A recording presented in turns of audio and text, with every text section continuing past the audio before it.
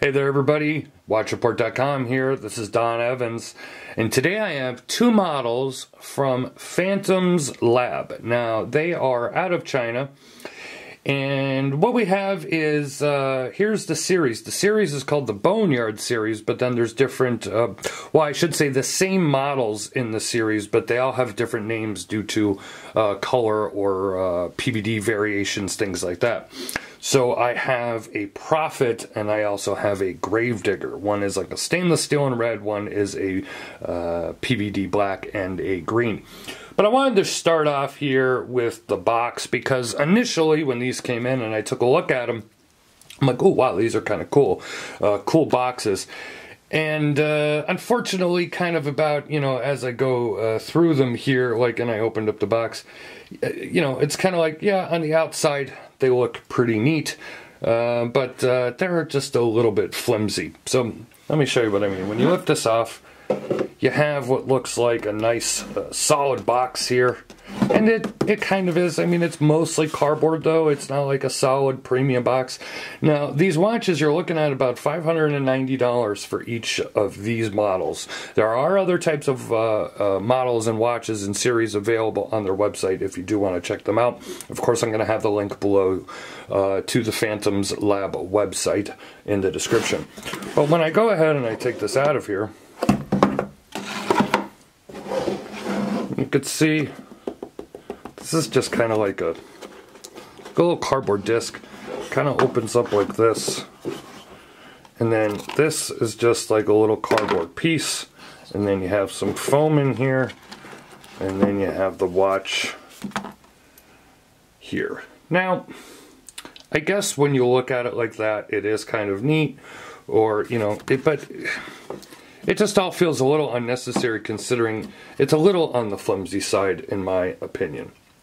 Apologies if I was moving the watch there off camera. Now when you take a quick look here, you could see that there is a skull on the dial. It's a, you know, you could see the mechanical movement throughout, and you could see that it is skeletonized.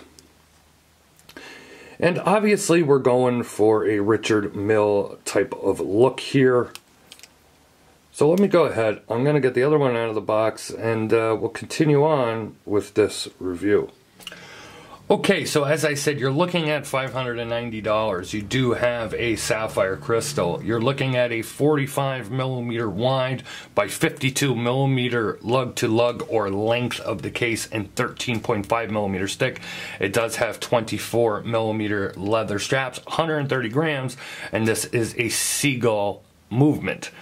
Now I'm going to show you the watch here in a minute. I'll show you both of them, give you a good look all around them, and then we'll talk a little bit more.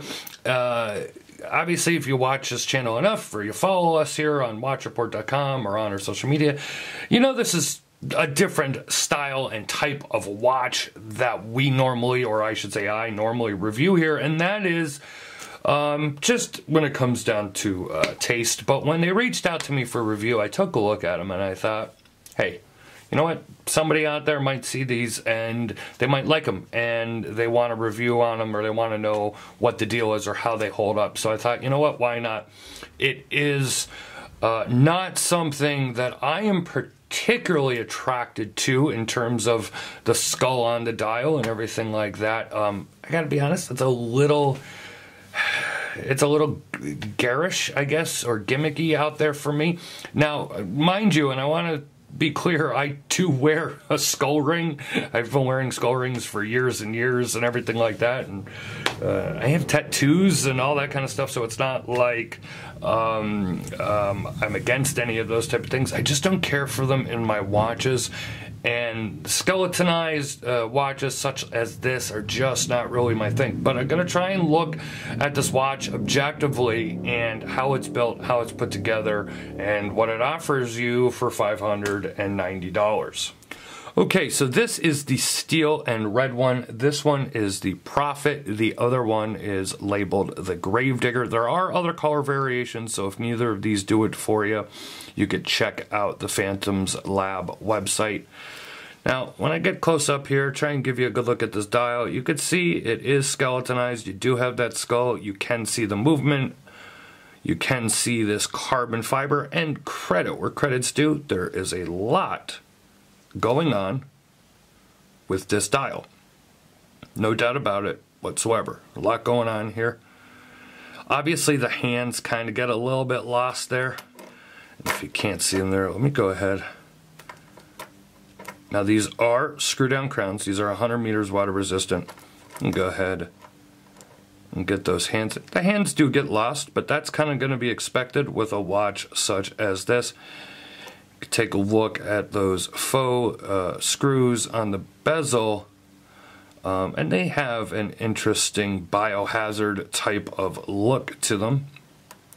You can see you have a vertical brushed finishing in the bezel area as well.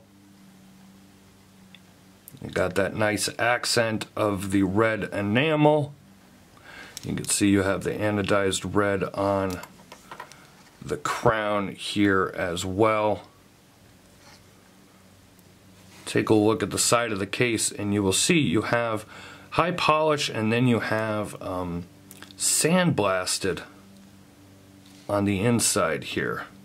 Now it's kind of trying to give that skeletonized look, but it's not skeletonized all the way through. This is a solid case, of course, but that is kind of the look that they're going for. But they did do the crown guards in that skeletonized manner.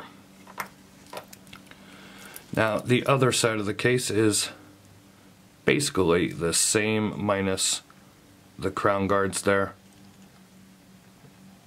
You do have that high polish and then that blasted look on the inside of those cutouts. And when we move around to the case back here, you can see the movement and the rotor, nicely decorated. 21 joules. It's listed as the Boneyard, says it right there, in the frosted portion around the back of the crystal.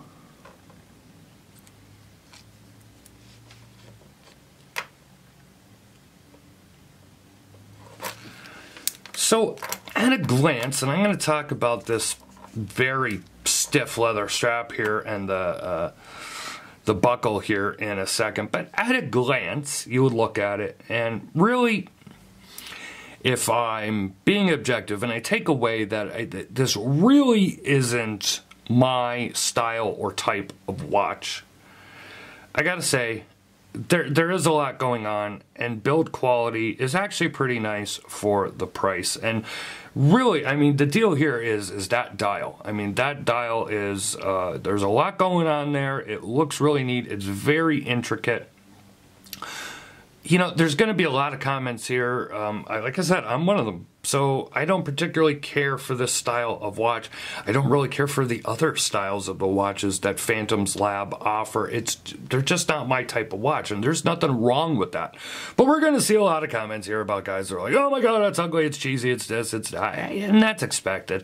If you do like this, though, when it comes to quality of the case and the dial and everything like that, I don't really have an issue with it.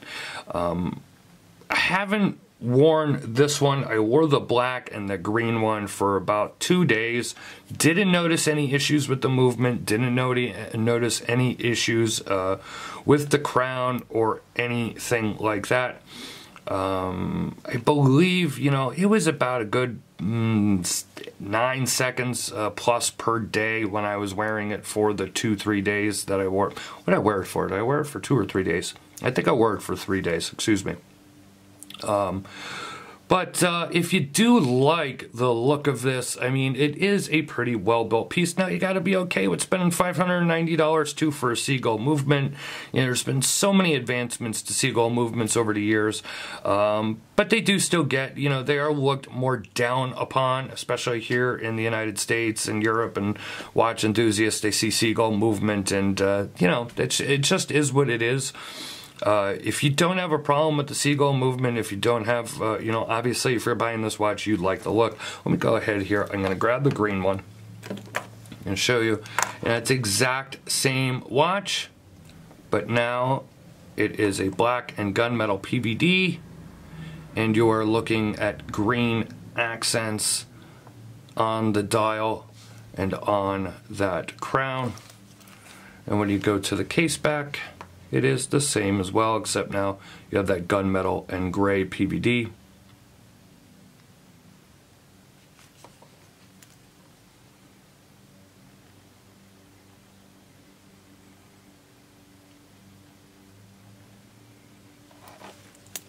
So let me go ahead here. Let's talk about these straps for a second. All right, so let's go ahead and talk about this buckle and this dual deployment clasp. And as you can see, the PVD is really just not done as well on this buckle as it is on the rest of the case. As you can see, this strap does not have any holes in it. So this piece here slides onto here, and then you snap it down, excuse me. I don't think you want to smack it down. I don't see the point in that. But you snap it down and adjust it to where you want to go.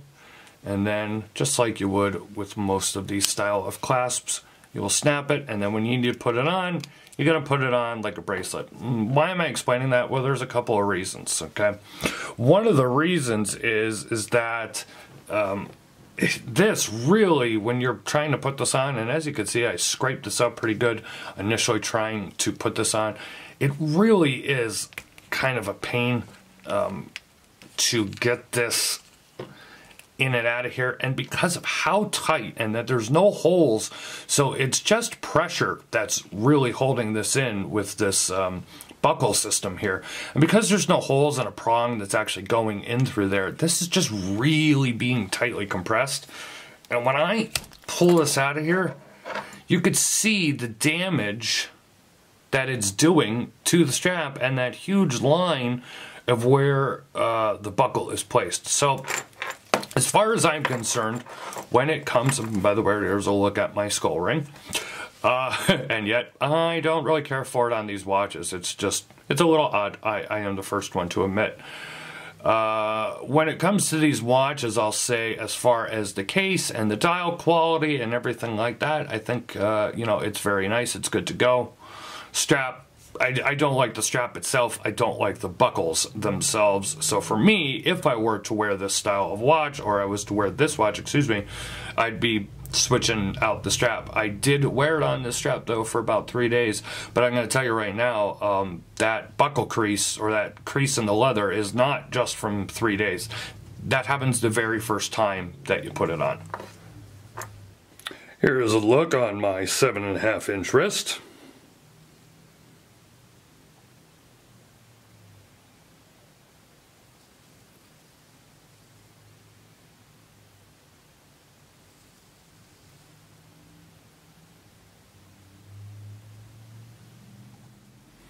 Here is a quick look at the loom of the steel and red version.